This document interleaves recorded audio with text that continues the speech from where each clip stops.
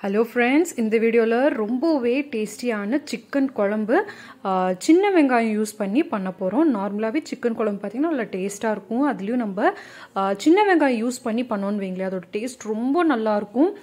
So சின்ன வெங்காயத்தோட விலை கம்மியா இருக்கும்போது அதிகமா வாங்கி வச்சிருந்தீங்கன்னா கண்டிப்பா சிக்கன் வாங்கும்போது இந்த மாதிரி ஒரு ரெசிபியை நீங்க ட்ரை பண்ணி பாருங்க. ரொம்ப ரொம்ப ரொம்ப டேஸ்டியா இருக்கும். சோ வாங்க எப்படி செய்யறதுன்னு சொல்லி பார்க்கலாம். இந்த ரெசிபிக்கு நான் பாத்தீங்கன்னா சிக்கன் ஒரு 1/2 கிலோல வாங்கியிருக்கேன். ஸோ ஃபர்ஸ்ட் நம்ம அந்த மசாலாவை வதக்கணும். அதுக்காக பாத்தீங்கன்னா கொஞ்சமா எண்ணெய் ஊற்றிக்கலாம் கடாயில். எண்ணெய் நல்லா சூடானதுக்கு அப்புறமா ஒரு துண்டு பட்டை, ஒரு கிராம்பு, ஒரு ஏலக்காய், அதுக்கப்புறம் பாத்தீங்கன்னா ஒரு 1/4 ஸ்பூன் அளவுக்கு சோம்பு ஆட் பண்ணிக்கலாம். கூடவே ஒரு ஸ்பூன் அளவுக்கு ஜீரகம், அடுத்ததா 1 ஸ்பூன் அளவுக்கு மிளகு. உங்களுக்கு நல்லா காரசாரமாக வேணும்னு ஃபீல் பண்ணீங்கன்னா ஒரு 1.5 ஸ்பூன் அளவுக்கே நீங்கள் மிளகாய் ஆட் பண்ணிக்கலாம். அடுத்ததா ஒரு 2 வரமிளகாவை சேர்த்திட்டு இதை நல்லா இதோட அந்த மணம் வர வரைக்கும் பார்த்தீங்கன்னா இந்த எண்ணெயில் வதக்கிக்கணும். அடுத்ததா நல்லா ஒரு 3 கைப்பிடி அளவுக்கு சின்ன வெங்காயத்தை நல்லா அள்ளி எடுத்து கொட்டிடலாம். ஸோ இந்த மாதிரி நம்ம சின்ன வெங்காயத்தை வதக்கி சிக்கன் குழம்பு செய்யும்போது பார்த்தீங்கன்னா அதோட டேஸ்ட் ரொம்ப நல்லா இருக்குங்க. என்னோட பாட்டி சொல்லுவாங்க இந்த மாதிரி ஃபர்ஸ்ட்லாம் பார்த்தீங்கன்னா நல்லா மண் சட்டியில் நல்லா வதக்கிட்டு மசாலாவை அதுக்கப்புறம் ஆட்டாங்கல்ல போட்டு ஆட்டி குழம்பு வச்சோம் அப்படின்னா அவ்வளோ டேஸ்ட்டாக இருக்கும்னு சொல்லுவாங்க. ஸோ அந்த மாதிரியான மெத்தடில் தான் நாம் இன்னைக்கு இந்த சிக்கன் குழம்பு பண்ணிகிட்ருக்கோம். வெங்காயம் கொஞ்சம் வதங்கினதுக்கப்புறமா கொஞ்சமாக மல்லித்தலையை ஆட் பண்ணிக்கலாம். மல்லித்தலையும் வெங்காயமும் நல்லா வதங்கினதுக்கு அப்புறமா 2 தக்காளி, நல்லா பெரிய சைஸ்ல 2 தக்காளியை கட் பண்ணிட்டு இதில் ஆட் பண்ணிக்கலாம். தக்காளி பார்த்தீங்கன்னா ரொம்ப வதங்கணுன்றதுல லைட்டா வதங்குச்சுனாலே போதும்.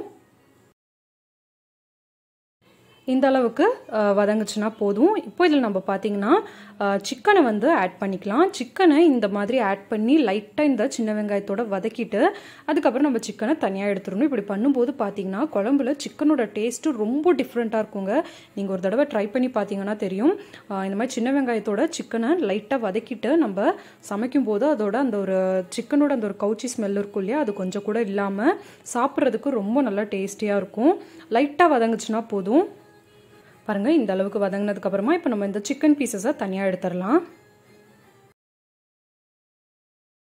பாருங்க இந்த மாதிரி தனியாக எடுத்து வச்சுட்டு இப்போ இந்த வெங்காயம் தக்காளியை நல்லா ஆற விட்டு மிக்சி ஜாரில் பேஸ்ட் பண்ணி எடுத்துக்கலாம். மறுபடியும் அதே கடாயில் பார்த்தீங்கன்னா ஒரு கரண்டி அளவுக்கு எண்ணெயை ஊற்றிக்கலாம். எண்ணெய் நல்லா சூடானதுக்கு அப்புறமா 1 ஸ்பூன் அளவுக்கு கடுகு ஆட் பண்ணிக்கலாம்.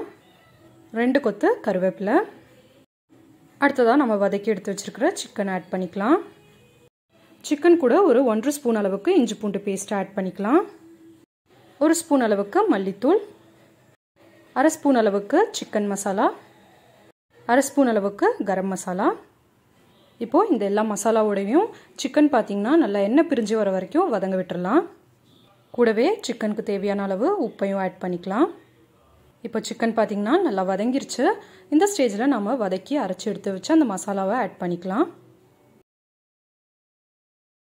இந்த ரெசிபி உங்களுக்கு கிரேவி மாதிரி வேணும்னா இந்த மசாலாவை சேர்த்திட்டு அப்படியே கூட நீங்கள் சாப்பிட்லாம். ரொம்பவே டேஸ்டியாக இருக்கும்.